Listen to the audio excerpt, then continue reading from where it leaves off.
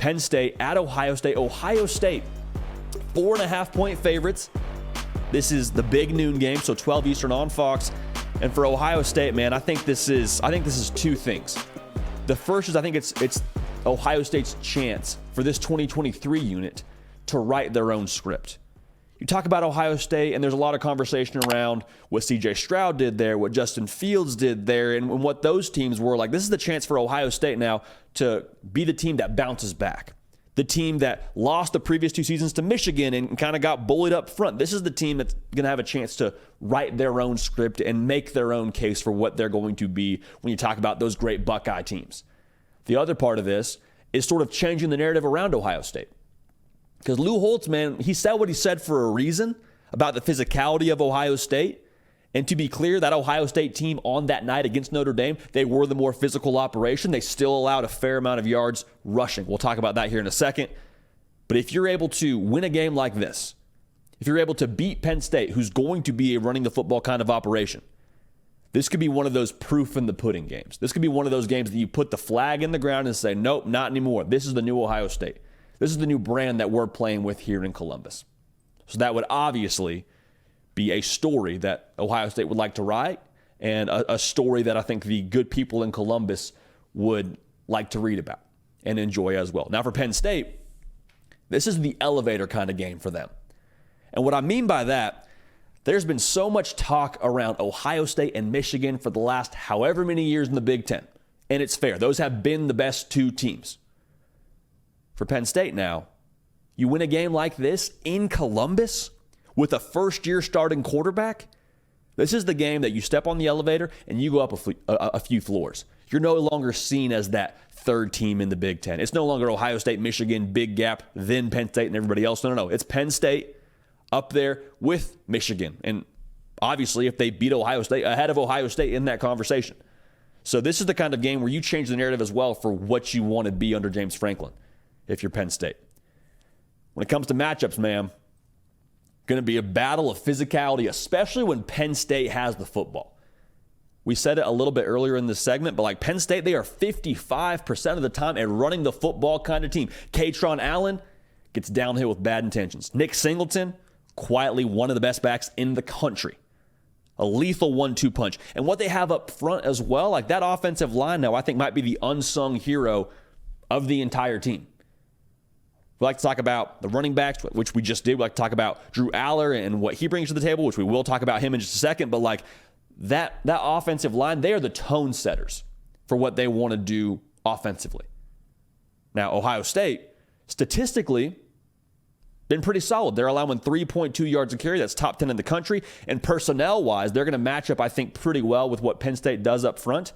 You got JT Tuimoloau, who like pretty much cemented his name in the record books with what he did in this game a season ago. You got Jack Sawyer. You got Mike Hall. Like there's some really good pieces on this Ohio State defensive line. I'm curious how they bring their hard hat and lunch pail in this game for both sides of the ball. Because for Penn State, if they're able to do what Notre Dame did to Ohio State and be able to run for almost 200 yards in this football game, that's going to drastically change what you ask Drew Aller to do. If you're able to kind of just ease into the game for Drew Aller and be able to ask him to make throws with easier pictures and that those linebackers are creeping up and there's more intermediate stuff available to you, like that would be a way that Drew Aller could definitely kind of get into a rhythm on the road in his first real big-time spot. Now, if you can't run the football, the game goes squarely on Drew Aller's shoulders. I don't want to say can't run the football because that sounds a little bit too extreme. If they struggle to run the football at any point in this game and you're living in 3rd and 8, 3rd and 9, well, then this Ohio State defense gets to be a bit more exotic as they are under Jim Knowles. Like we've talked about a lot on this show, he is the mad hatter, the mad scientist when it comes to defensive football at the collegiate ranks. And they will dial it up against Drew Aller. I promise you. They will test him in this spot. They will test him often. They will test him early. And they'll have a better chance to test him and get after him if they don't have any balance offensively. Again, any balance is probably a little bit extreme, but if they're not able to create consistent balance offensively, if you're Penn State. Now, for Drew Aller, man, if you're a Penn State fan, this is the kind of game that you built your hopes on with Drew Aller. We've talked a lot about Sean Clifford on this show. We talked about him in our early look video that came out yesterday on this channel. I think he deserves a ton of credit for what he did in State College for the time he was there. But Drew Aller has more ability to throw the ball downfield. You talk about Drew Aller in a different light with what he possesses from a talent standpoint. And so the thought with Drew Aller now being the guy at Penn State is he was going to be able to get this offense over the hump in games like this, against the Ohio States, against the Michigans. Well, now it's your chance. Now it's your chance to prove everybody that was wearing the number 15 jersey and chanting for Drew Aller to be the guy, this is now your chance to make those people right.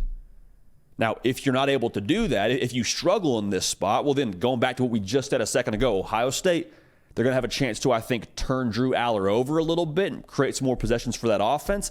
And that would obviously play right into the Ohio State playbook, play right into how they want to operate within this game. Now, probably the best matchup, and I tweeted this out, the best matchup we're going to get the entire Saturday. Like, pick a game, any game, does not matter to me. This is the best matchup from an in-game standpoint that we're getting this college football Saturday, and that's Marvin Harrison Jr. against the Penn State cornerbacks of Kalen King and Johnny Dixon. Now, I mentioned both cornerbacks because I don't expect Penn State to travel either one of these guys when it comes to guarding Marvin Harrison Jr. I think it'll be a thing where essentially that they play how they've played. One plays one side, the other plays the other side, and whenever 18's on their side, like, all right, let's roll now. You would expect it to be a little bit more attention than just one-on-one. But to the same token, man, like Penn State, they want to dial it up from a pressure standpoint. Manny Diaz made waves a couple weeks ago when he was like, listen, I have my own opinions about Ohio State's offense. They're strong, and I'm going to keep them to myself at this point in time. That leads me to believe that he likes where he stands when it comes to the Penn State defense versus the Ohio State offense. And I like that in the coach. I mean, I think you should feel confident going into every single game by nature of the way you've prepared. But you could tell there was a little bit of an edge to what Manny Diaz was saying.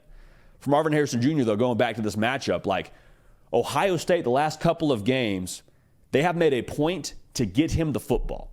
And that's what you should do offensively, right? If you're Ryan Day and Brian Hartline, get your best players the ball. Let them have the most impact on the game possible. For Kyle McCord now, I have been very much so in wait-and-see mode with him.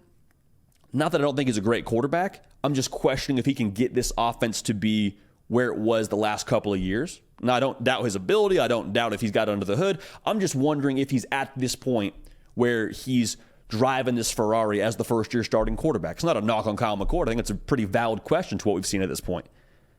Whenever you try and force-feed the football to players, it takes a little bit of that, I don't want to say decision-making out of it, but at that point in time, your defense can kind of key on what you're trying to do offensively.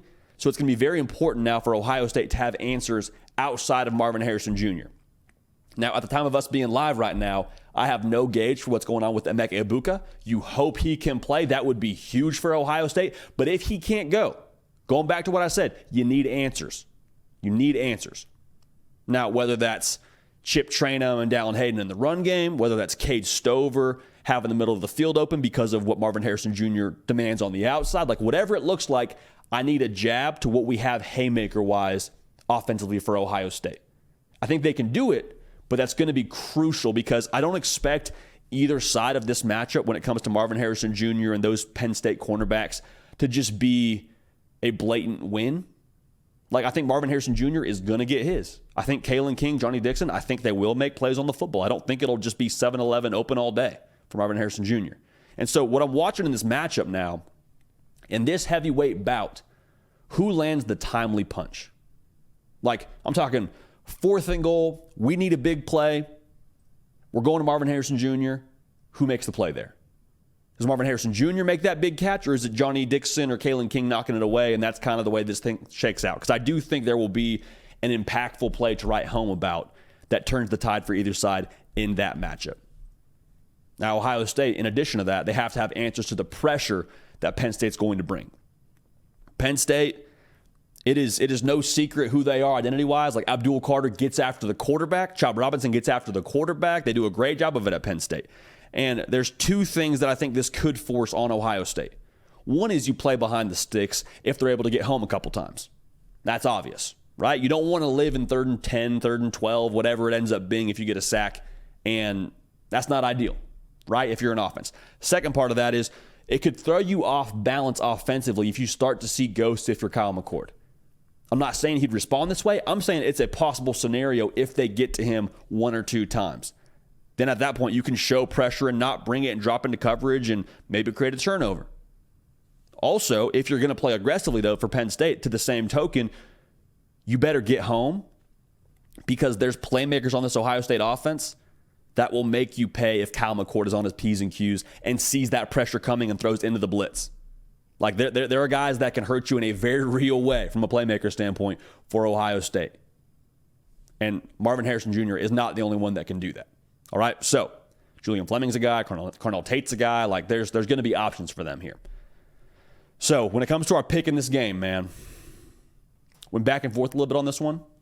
I think any way you slice it, this will be a fourth quarter, potential last play kind of game. Both tremendously talented rosters, both very well coached football teams. Enormous impact for both teams with how this thing shakes out when it comes to the Big Ten race. All about control. All about control for both teams. I think Penn State in the trenches defensively is just different this year. I think offensively they have a really good chance to control the tempo of this game and ease Drew Aller into it. I think Ohio State's going to score.